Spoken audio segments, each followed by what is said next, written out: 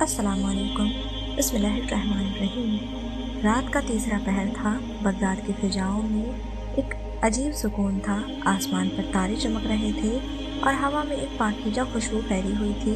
ام الخیر اپنے گھر میں نماز ادا کرنے کے بعد تسبیح میں مشغول تھی۔ ان کی آنکھوں میں ایک الگ طرح کی روشنی تھی جو اللہ کے انوار سے بھری ہوئی تھی۔ اچانک ان کی آنکھیں بھاری ہونے لگیں، ایک پاکیزہ روشنی کمرے میں پھیل گئی اور انہوں نے دیکھا کہ آسمان سے فرشتوں کی ایک جماعت اتر رہی ہے۔ ان کے بیچ ایک بے حد نورانی شکل والے فرشتہ کھڑا تھا، جبرائیل علیہ السلام۔ انہوں نے اپنی گہری اور مطمئن آواز میں کہا، اے ام الخیر، تیرا مقدر بلند ہونے والا ہے۔ تیری کوکھ سے ایک ایسا بچہ پیدا ہوگا جس کی زبان پر اللہ کا ذکر ہوگا، جس کی نظر سے گناہگار توبہ کر لیں گے اور جس کی دعا سے مردہ بھی زندہ ہو جائے گا۔ ام الخیر یہ سن کر حیرت میں پڑ گئیں۔ ان کی آنکھوں سے آنسو بہنے لگے اور انہوں نے دونوں ہاتھ اٹھا کر کہا، اے میرے رب، کیا میں اتنی قابل ہوں کہ تو مجھے اتنی بڑی نعمت عطا کرے گا؟ فرشتوں نے مسکرا کر کہا، ام الخیر، یہ بچہ تجھ سے پیدا ہوگا لیکن اس کی پرورش خود اللہ کرے گا۔ اتنا کہہ کر فرشتے آسمان کی طرف لوٹ گئے اور ام الخیر کی آنکھیں کھل گئیں۔ ان کے دل میں ایک عجیب سکون تھا، لیکن وہ رات بہت عجیب تھی۔ بغداد میں ایک نورانی چمک محسوس کی جا رہی تھی۔ ام الخیر کو اچانک محسوس ہوا کہ ان کے گھر کے آس پاس ایک پاکیزہ روشنی پھیل رہی ہے۔ تبھی آدھی رات کو انہوں نے ایک پیارے اور روشن چہرے والے بچے کو جنم دیا۔ اس بچے کے چہرے سے نور ٹپک رہا تھا۔ وہ کوئی عام بچہ نہیں تھا، وہ حضرت عبد القادر جیلانی رحمۃ اللہ علیہ تھے۔ لیکن یہاں ایک کرشمہ ہوا۔ جب باقی بچے پیدا ہوتے تھے تو بھی روتے تھے، مگر جب حضرت عبد القادر جیلانی رحمۃ اللہ علیہ پیدا ہوئے تو ان کی جیب سے پہلا لفظ نکلا، اللہ اکبر، لا الہ الا اللہ۔ ام الخیر اور ان کے رشتہ دار یہ دیکھ کر دنگ رہ گئے۔ پہلی نشانی تھی کہ یہ بچہ اللہ کا خاص ولی بننے والا تھا۔ اگلے ہی دن ام الخیر نے دیکھا کہ ان کا بچہ دن کے وقت دودھ نہیں پی رہا تھا۔ انہوں نے گھبرا کر اپنے پڑوس کی عورتوں کو بلایا اور کہا، میرا بیٹا کچھ کھا پی نہیں رہا۔ تبھی ایک بوڑھی عورت نے کہا، آج رمضان کا پہلا دن ہے، کیا ممکن ہے کہ یہ بچہ روزہ دار ہو؟ سب یہ سن کر چونک گئے۔ ایک نوزائیدہ بچہ روزہ کیسے رکھ سکتا ہے؟ لیکن جب چاند نکلا اور آفتاب کا وقت آیا تب جا کر بچے نے دودھ پیا۔ یا اللہ کی دوسری نشانی تھی کہ یہ بچہ کوئی معمولی انسان نہیں بلکہ قدرت کا کرشمہ تھا۔ جب حضرت عبد القادر جیلانی رحمۃ اللہ علیہ 4 سال کے ہوئے تو ان کے اندر عجیب طاقتیں نظر آنے لگیں۔ وہ مسجد میں بیٹھ کر گھنٹوں تک تلاوت کرتے۔ ایک دن وہ اپنے دوستوں کے ساتھ کھیتوں میں کھیل رہے تھے، تبھی ایک بڑا سانپ ان کے سامنے آ گیا۔ بچے ڈر کر بھاگ گئے، لیکن حضرت عبد القادر جیلانی رحمۃ اللہ علیہ اپنی جگہ سے کہیں نہیں ہلے۔ انہوں نے صرف سانپ کی طرف دیکھا اور اچانک سانپ تھر تھرانے لگا۔ کچھ ہی پل میں وہ مڑ کر گر پڑا۔ بچوں نے یہ دیکھ کر شور مچا دیا۔ لوگوں نے کہا، یہ لڑکا تو بہت عجیب ہے، اس کی نظر میں کوئی طاقت ہے۔ ایک رات ام الخیر نے دیکھا کہ ان کا بیٹا اپنی چارپائی سے غائب تھا۔ وہ گھبرا کر گھر کے ہر کونے میں دیکھنے لگی، لیکن کہیں کوئی نشان نہیں ملا۔ اچانک انہوں نے مسجد کے پاس سے ہلکی روشنی آتے دیکھی۔ جب وہ وہاں پہنچی تو انہوں نے دیکھا کہ ان کا بیٹا سجدے میں پڑا ہوا تھا اور اس کے چاروں اور فرشتوں کا ایک ہجوم تھا۔ انہوں نے جبرائیل علیہ السلام کو یہ کہتے سنا، اے عبد القادر جیلانی، تجھے اللہ نے اپنی راہ کے لیے چن لیا ہے۔ اب تجھے دنیا کی نہیں بلکہ روحانی طاقتوں کی پرواہ کرنی ہوگی۔ ام الخیر نے یہ سنا اور ان کا دل سکون سے بھر گیا۔ انہیں اب یقین ہو گیا تھا کہ ان کا بیٹا اس دنیا کے لیے نہیں بلکہ اللہ کی رحمتوں کو پھیلانے کے لیے آیا ہے۔ بغداد کی راتیں اکثر ہلکی ہلکی ہوا سے مہکتی تھیں، مگر اس رات کچھ الگ تھا۔ آسمان کے ستارے بھی جیسے کسی راز کو چھپائے ہوئے تھے۔ صوفی، فقیر اور عبادت کرنے والے لوگ اس وقت تہجد میں مشغول تھے، لیکن دور کہیں گناہوں کی گہری کھائی میں لپٹے ہوئے لوگ بھی تھے۔ ان کی راتیں شراب، خون اور لوٹ مار سے بھری ہوتی۔ اللہ کے فرشتے آسمان سے یہ سب دیکھ رہے تھے۔ جبرائیل علیہ السلام فرمائش کر رہے تھے، اے اللہ، یہ تیرا ولی آج تجھ پر بھروسے کے सबसे बड़े इम्तिहान से गुजरेगा। अल्लाह ने फरमाया, वही मेरा वली है, उसे सिर्फ मेरी मदद की ज़रूरत है। देखो कैसे वह गुनहगारों के दिल बदलता है। रात के सन्नाटे में हल्की हवा बह रही थी। बगदाद की सरजमीन दूर थी, लेकिन आंखों में एक नया जहान बसाए हज़रत अब्दुल कादिर जिलानी रहमतुल्लाह अलैह अपनी माँ के आंगन में खड़े थे। उनकी माँ की आंखों में आंसू थे, लेकिन उनमें यकीन और दुआओं की रोशनी झलक रही। उनकी माँ उन्हें बगदाद भेज रही थी इल्म हासिल करने के लिए। उनकी माँ ने कहा, बेटे, यह 40 अशरफियाँ तुम्हारी अमानत हैं, इन्हें अपने कुर्ते की बाह में सी लीजिए, लेकिन याद रखना, कभी झूठ मत बोलना, सच का दामन कभी मत छोड़ना, चाहे कैसी भी मुश्किल क्यों ना आ जाए। हज़रत अब्दुल कादिर जिलानी रहमतुल्लाह अलैह ने सिर झुका लिया और अपनी माँ के हाथों को चूमकर सफ़र के लिए निकल पड़े। उनका काफ़िला बगदाद की तरफ रवाना हुआ, जहाँ उन्हें इल्म हासिल करना था, मगर इस सफ़र में जो कुछ होने वाला था उसका अंदाज़ा किसी को नहीं था। 3 दिन की मुसाफिरी के बाद काफ़िला एक घने जंगल में दाखिल हुआ। यह जंगल रहस्यमय था। ऊंचे ऊंचे दरख्त, दूर दूर तक फैली घास और हर तरफ अजीब सी खामोशी थी। रात के अंधेरे में झींगर की आवाज़ और दूर कहीं भेड़ियों की गुर्राहट सुनाई दे रही थी। काफ़िला आगे बढ़ता गया, लेकिन काफ़िले के सरदार के चेहरे पर बेचैनी थी। वह बार बार पीछे देखता और घोड़े की चाल तेज करता। यह जंगल महफूज नहीं है, यहाँ कई काफिलों को लूटा जा चुका है, हमें जल्दी यहाँ से निकलना होगा। मगर काफिला आगे बढ़ता, उससे पहले ही चारों तरफ से साया से चलते हुए घुड़सवार नजर आने लगे। अचानक घोड़ों की टाप की आवाज़ तेज हो गई। झाड़ियों में कुछ सरसराहट और सिर्फ एक कड़कती आवाज़ गूंजी, कोई हिलेगा नहीं, अपने हथियार जमीन पर डाल दो। काफिले के मुसाफिर घबरा गए। हवा में तलवारें चमक उठी। करीब 15-20 नकाब पोश डाकू, उनके हाथों में तेज तलवारें और कमर में खंजर लटके हुए थे। सब कुछ एक पल में बदल गया। डाकू काफिले पर टूट पड़े। उन्होंने व्यापारियों की थैलियां छीन ली, गाड़ियों से सामान गिरने लगे, सारे लोगों की चीखें गूंज उठी। एक लंबा चौड़ा आदमी जिसकी आंखों में हबस थी, हज़रत अब्दुल कादिर जिलानी रहमतुल्लाह अलैह के पास आया। उसने एक खंजर निकाला और गुर्राया, लड़के, तुम्हारे पास क्या है?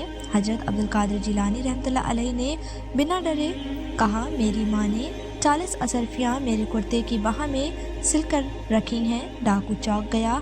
उसके लिए यह जवाब अजीब था। कोई भी इस तरह सच नहीं बोलता, खासकर जब लुटेरों का डर हो। वह दौड़कर अपने सरदार के पास पहुंचा और पूरी बात बताई। डाकुओं का सरदार एक ताकतवर आदमी था, जिसकी आंखों में चालाकी और गुर्राहट झलकती थी। उसने हज़रत अब्दुल कादिर जिलानी रहमतुल्लाह अलैह को अपने सामने बुलाया। सरदार ने हैरानी से कहा, बच्चे, तुम्हें डर नहीं लगा कि हम तुम्हारा माल छीन लेंगे? फिर तुमने सच क्यों बोला? हज़रत अब्दुल कादिर जिलानी ने फरमाया, मेरी माँ ने मुझे कभी झूठ ना बोलने की नसीहत की थी, इसीलिए मैं झूठ नहीं बोल सकता। डाकू का दिल कांप उठा और उसने अपने साथियों से कहा, अगर इतना छोटा बच्चा अपनी माँ की बात का इतना पाबंद है तो हम अल्लाह की नाफरमानी क्यों कर रहे हैं? डाकुओं के सरदार ने कहा, अगर कोई शख्स बहुत बड़े गुनाह कर चुका हो, क्या अल्लाह उसे माफ़ कर सकता है? तो गौसे पाक मुस्कुराए और फरमाया, अल्लाह की रहमत उसके गुस्से से ज़्यादा बड़ी है। अगर कोई दिल से तौबा कर ले तो अल्लाह उसके गुनाहों को नेकियों में बदल देता है। यह सुनकर सरदार का दिल पिघल गया। फिर सरदार ने कांपते लहजे में कहा, अगर मैं अपने गुनाह छोड़ दूं तो क्या अल्लाह मेरी तकदीर बदल देगा? बिल्कुल, अल्लाह फरमाता है कि जब कोई तौबा करता है तो वह ऐसे पाक हो जाता है जैसे कोई बच्चा पैदा हुआ हो। सरदार की आंखों से आंसू गिरने लगे। यह पहली बार था जब उसने अपने गुनाहों पर रोया था। फिर उसने कैसा फैसला किया जिसने उसकी पूरी ज़िंदगी बदल दी। मैंने सारी ज़िंदगी गुनाह किए, मैंने लोगों का हक मारा, मासूमों को सताया और हर वो काम किया जो अल्लाह को नापसंद है, लेकिन आज मैंने फैसला किया है कि मैं अब तौबा करता हूँ। डाकुओं के लिए यह सब देखकर अजीब था। उनका सरदार जो एक ज़माने में सबको मौत के घाट उतार देता था, आज रो रहा था। अपने गुनाहों पर शर्मिंदा हो रहा था। कुछ डाकू हंसने लगे, कुछ ने गुस्से से तलवारें निकाल ली। अल्लाह की कुदरत का जलवा, जंगल में तेज हवा चली, आसमान पर एक काली घटा छा गई और फिर ऐसा लगा जैसे जमीन हल्की सी कांप गई हो। डाकू घबरा गए, यह क्या हो रहा है। उसी वक्त हजरत अब्दुल कादिर जिलानी रहमतुल्लाह अलैहि ने दुआ के लिए हाथ उठाए और कहा, या अल्लाह, जिसने तेरी तरफ रुख किया और उसे अपने करम से नवाज दे। फिर ऐसा हुआ कि कई डाकू भी रोने लगे और कहने लगे, अगर सरदार तौबा कर सकते हैं तो हम क्यों नहीं। धीरे धीरे सारा गिरोह अपने गुनाहों पर पछताने लगा। आज वह सरदार जो मौत का साया कहलाता था, अल्लाह की रहमत की छाँव में आ चुका था। अब उसने अपने डाकुओं को इकट्ठा किया और कहा, अब हम लुटेरे नहीं बल्कि अल्लाह के बंदे बनकर जिएंगे। फिर सारे डाकू लौट गए जंगल से वापस अपने खेमे में। सरदार सालिक बिन हारिस और उसके साथियों ने जंगल छोड़ दिया। अब भी डाकू नहीं रहे, अब भी तौबा करने वाले लोग थे। उनका अगला कदम बगदाद की तरफ था, जहाँ वे हजरत अब्दुल कादिर जिलानी रहमतुल्लाह अलैहि से इल्म और रहनुमाई लेना चाहते थे, लेकिन रास्ता आसान नहीं था। रास्ते में जब उन्होंने एक कारवा देखा तो पुरानी फितरत उन्हें आजमाने लगी। एक डाकू फुसफुसाया, हमारे पास कुछ नहीं, अगर हम सिर्फ इतना लूट लें कि बगदाद पहुंचने का खर्चा निकल आए। सरदार ने गहरी नज़र से उसे देखा और कहा, अगर हम आज फिर से गुनाह की राह पर लौटे तो हमारी तौबा सिर्फ एक मजाक बन जाएगी। डाकू शर्मिंदा हो गया। जब वे बगदाद पहुंचे, सुबह होते ही बगदाद में हलचल मच गई। शहर में एक खबर आग की तरह फैल गई कि रात को सबसे खूंखार डाकू तौबा कर चुके हैं। लोग एक दूसरे से पूछ रहे थे, यह कैसे मुमकिन हो सकता है, हुआ क्या, यह कोई जाल है। बगदाद के कुछ लोगों को यकीन नहीं हो रहा था। उन्होंने कहा, यह डाकू हमें धोखा दे रहे हैं, ये फिर से लूट मार करेंगे। बात सुल्तान तक पहुंची। सुल्तान ने हुक्म दिया कि उन डाकुओं को शहर के दरबार में हाजिर किया जाए। डाकू सरदार और उसके साथी जब दरबार पहुंचे तो लोग उनकी हालत देखकर हैरान थे। कल तक जिनके जिस्म पर सोने के गहने होते थे, आज वो फटे हाल थे। कल तक जिनके चेहरे गुरूर से भरे होते थे, आज उनकी आंखों में शर्म से झुकी हुई थी। अल्लाह सुल्तान ने गुस्से से पूछा, तुम पर कई कत्ल और डकैती के इल्ज़ाम हैं, तुम्हें फांसी दी जानी चाहिए। डाकू सरदार ने सर झुका दिया। वह जानता था कि यह सज़ा उसके गुनाहों के मुकाबले कुछ भी नहीं। मगर तभी हजरत अब्दुल कादिर जिलानी रहमतुल्लाह अलैहि ने आगे बढ़कर फरमाया, अगर यह मर गए तो इनके गुनाहों का हिसाब कौन देगा। मगर अगर यह जिंदा रहकर अल्लाह के बंदे बने तो हो सकता है कि यह जितने गुनाहों के हिस्सेदार थे उससे ज़्यादा नेकी कमाएं। दरबार में सन्नाटा छा गया। सुल्तान ने गहरी सोच में डूबकर पूछा, क्या इनकी तौबा सच्ची है। हजरत फरमाया, अगर यह झूठे हैं, मगर अगर यह सच्चे हैं तो इनके जरिए कई और गुनाहगार भी राह पर आ सकते हैं। सुल्तान ने ठंडी सांस ली। अगर तुम वाकई सच्चे हो तो अब तुम्हें शहर के सबसे गरीब लोगों की खिदमत करनी होगी। तुम्हें उन्हीं लोगों की सेवा करनी होगी जिन पर तुमने जुल्म किए। अगर 1 साल तक तुमने नेक अमल किया तो तुम्हारी तौबा कबूल समझी जाएगी। बगदाद की गलियों में नया कारवा। अब बगदाद की गलियों में एक नया मंजर था। वही डाकू जो कभी घोड़ों पर दौड़ते हुए लोगों को लूटते थे, अब उन्हीं सड़कों पर झाड़ू लगा रहे थे। वही डाकू जो कभी अमीरों से सोना खींचते थे, अब गरीबों को खाना खिला रहे थे। डाकू सरदार हर सुबह सबसे पहले हजरत के पास आते और कहते, मुझे अब भी लगता है कि मैं काबिल नहीं हूँ, मेरी तौबा कबूल होगी या नहीं। हजरत अब्दुल कादिर जिलानी रहमतुल्लाह अलैहि मुस्कुराकर फरमाते, अगर दिल में खौफ है तो समझो कि अल्लाह ने तौबा कबूल कर ली। गुनाहगार वो नहीं होता जो गुनाह करे, बल्कि वो होता है जो गुनाह करके भी मगर एक सच्चे रास्ते पर ना आए। मगर एक और इम्तिहान अभी पूरा नहीं हुआ था। एक रात जब वह शहर की एक तंग गली में गरीबों को खाना बांट रहा था तो अचानक उसके सामने एक परछाई आई। यह परछाई कोई और नहीं बल्कि उसका पुराना साथी था। वह साथी जिसने तौबा नहीं की थी। तू हमें छोड़कर यहाँ क्या कर रहा है। उसने सरदार की तरफ देखा। सरदार ने कहा, मैं अब लुटेरा नहीं रहा, मैं अल्लाह का बंदा बन गया हूँ। मगर वह साथ ही हंस पड़ा। کیا تجھے لگتا ہے کہ تیرا عتیق تجھے چھوڑ دے گا؟ سلطان کا حکم تھا کہ ڈاکو سردار اور اس کے ساتھیوں کو غریبوں کی خدمت کے لیے بھیجا جائے کہ وہی لوگ جو کبھی تلواروں کے بل پر شہر کو کاپتے تھے اب ہاتھ میں جھاڑو اور پانی کے گھڑے لے کر غریبوں کی خدمت کریں گے۔ کیا یہ سچ میں بدل رہے ہیں یا یہ بس ایک ناٹک ہے؟ لوگوں کے دلوں میں شک تھا، لیکن اللہ کے ولی جانتے تھے کہ توبہ کی راہ آسان نہیں ہوتی، ہر موڑ پر امتحان ہوتا۔ صبح کی پہلی کرن کے ساتھ وہ فتح حال کپڑوں میں سر جھکائے جھاڑو لے کر اس گلی میں پہنچے جہاں بغداد کے سب سے غریب لوگ رہتے تھے۔ جیسے ہی اس نے جھاڑو اٹھائی ایک بوڑھی عورت نے اسے پہچان لیا۔ ارے تو وہی ظالم ڈاکو ہے نا جس نے میرے بیٹے کو لوٹا تھا؟ بوڑھی عورت نے غصے سے اس کی طرف دیکھا۔ ڈاکو سردار کا دل دھڑک اٹھا، اس کے پرانے گناہ اب اس کے سامنے آ رہے تھے۔ وہ سوچنے لگا، کیا یہ توبہ کا امتحان ہے؟ ہاں اماں، میں وہی ہوں جس نے تمہارے بیٹے کو لوٹا تھا، دھیمی لہجے میں جواب دیا۔ بوڑھی عورت نے اپنی لکڑی اٹھائی اور زور سے سر پر مار دی۔ تو وہ صفائی کرنے آیا ہے؟ پہلے ہماری زندگی گندی کی، اب صفائی کر رہا ہے؟ ڈاکو سردار کے اندر کچھ ابال مارنے لگا۔ یہ وہی آدمی تھا جس کی تلوار کے ڈر سے لوگ کانپتے تھے۔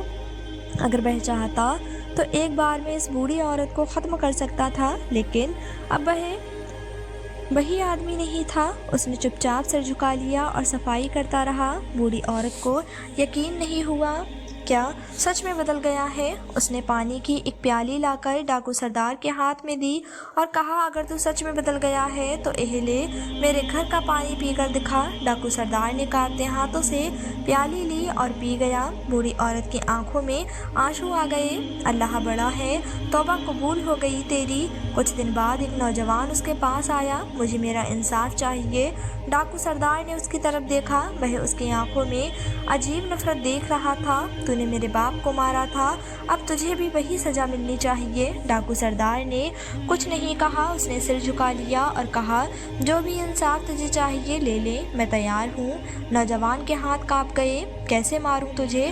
تو خدا والے کے راستے پر ہے۔ ڈاکو سردار کی آنکھوں میں پانی آ گیا۔ اگر تو مجھے مار دے تو میں کچھ نہیں کہوں گا، لیکن اگر تو مجھے معاف کر دے تو شاید تیرا باپ بھی تجھے دعا دے گا۔ لڑکے کی آنکھوں سے آنسو ٹپک پڑے۔ اس نے اپنا خنجر زمین پر پھینک دیا اور ڈاکو سردار سے لپٹ گیا۔ میں تجھے معاف کرتا ہوں۔ رات کو جب ڈاکو سردار اپنے ٹھکانے میں سو رہا تھا تو اسے ایک عجیب آہٹ سنائی دی۔ ایک پرچھائی دھیرے دھیرے اس کی طرف بڑھ رہی تھی۔ کون ہے؟ اس نے پکارا۔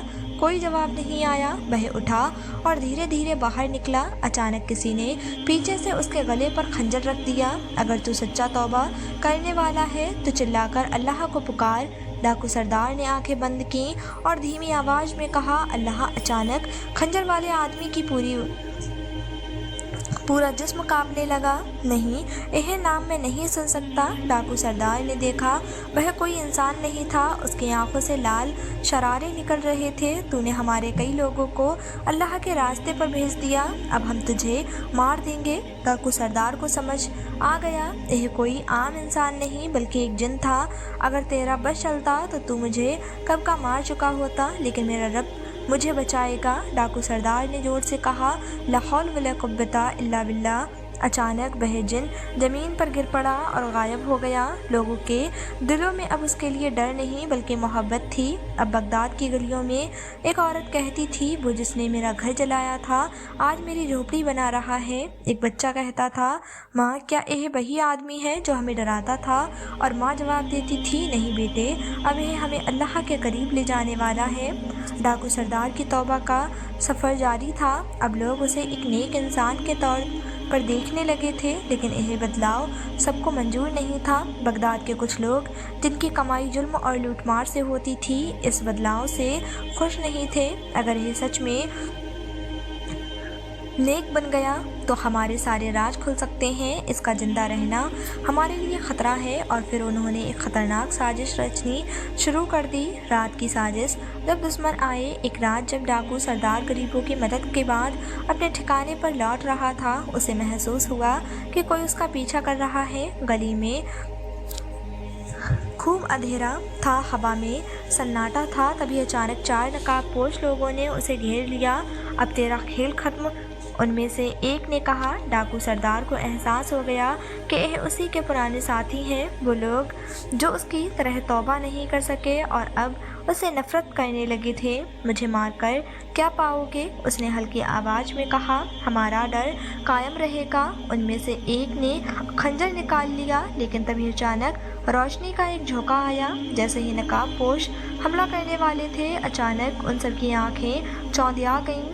एक अजीब सी रोशनी उनके सामने चमक उठी। उनकी आंखें इतनी कमजोर पड़ गईं कि वे अपनी तलवारें भी नहीं देख पा रहे थे। डाकू सरदार ने जैसे ही ऊपर देखा, उसने देखा कि एक सफ़ेद नूरानी शक्ल हवा में तैर रही थी। ये क्या है? नकाबपोश कांपने लगे। फिर एक गूंजती हुई आवाज़ आई, जैसे अल्लाह बचाना चाहे उसे कोई नहीं मार सकता। नकाबपोश डर के मारे भाग खड़े हुए। डाकू सरदार की आंखें नम हो गईं। उसने झुककर सजदा किया। सुल्तान का आखिरी फैसला। अगले दिन बगदाद के सुल्तान ने उसे अपने दरबार में बुलाया। अब बताओ, क्या तुम सच में बदल चुके हो? सुल्तान ने कड़े लहजे में पूछा। डाकू सरदार ने नरमी से कहा, मैं अब वो नहीं रहा जो पहले था। अगर मेरी मौत भी हो जाए तब भी मैं नेकी के रास्ते से नहीं हटूंगा। सुल्तान कुछ देर तक सोचते रहे, फिर उन्होंने ऐलान किया, आज से तुम बगदाद के सबसे गरीब इलाकों के जिम्मेदार हो। तुम्हें अब उन लोगों की मदद करनी होगी जिनके पास कोई सहारा नहीं है। डाकू सरदार ने सिर झुका लिया और कहा, जो अल्लाह को मंजूर वही मुझे मंजूर। डाकू सरदार अब बगदाद के गरीबों की जिम्मेदारी संभाल रहा था। एक रात जब वह गरीबों में खाना बांट रहा था, अचानक एक औरत उसके पास दौड़ती हुई आई। मेरी मदद करो। वह औरत बुरी तरह कांप रही थी। सुल्तान के कुछ लोगों ने मेरे छोटे छोटे बेटे को पकड़कर ले गए हैं। उन्होंने कहा कि अगर मैंने पैसा नहीं दिया तो वे उसे मार देंगे। डाकू सरदार का खून खौल उठा। किसने दिया था? हुक्म वजीर के आदमी ने। डाकू सरदार समझ गया, यह वही लोग हैं तो उसे नाकाम करना चाहते हैं। मैं खुद जाऊंगा, उसने कहा। रात के अंधेरे में वह अकेले महल की तरफ बढ़ा। जब वह महल के पास पहुंचा तो उन लोगों ने उसे रोक लिया। तुम यहाँ क्या कर रहे हो? मैं एक मजलूम की मदद करने आया हूँ। वो लोग हंस पड़े। अभी कल तक तू खुद डाकू था और आज मजलूम की मदद करने आया है। डाकू सरदार ने गहरी सांस ली। मैं अब वही नहीं हूँ। वह सीधा सुल्तान के पास पहुँचा और पूरी बात बताई। सुल्तान ने गुस्से से अपने वजीर को बुलाया। अगर यह सच है तो तुम्हें इसकी सज़ा मिलेगी। जब इंसाफ हुआ, सुल्तान ने तुरंत हुक्म दिया कि बच्चे को छोड़ा जाए और उस आदमी को गिरफ्तार किया जाए जिसने रिश्वत मांगी थी। डाकू सरदार ने जब वह बच्चा उसकी माँ को सौंपा तो पहली बार उसकी आंखों में खुशी के आंसू थे। वह सोचने लगा, कभी मैं भी ऐसे ही मजलूम को सताया करता था। अल्लाह का शुक्र है कि उसने मुझे बदल दिया। नाज़रीन, यह थी हमारी आज की वीडियो। उम्मीद करते हैं आपको आज की वीडियो पसंद आई होगी। वीडियो पसंद आई हो तो वीडियो को लाइक, शेयर और चैनल को सब्सक्राइब करना ना भूलें।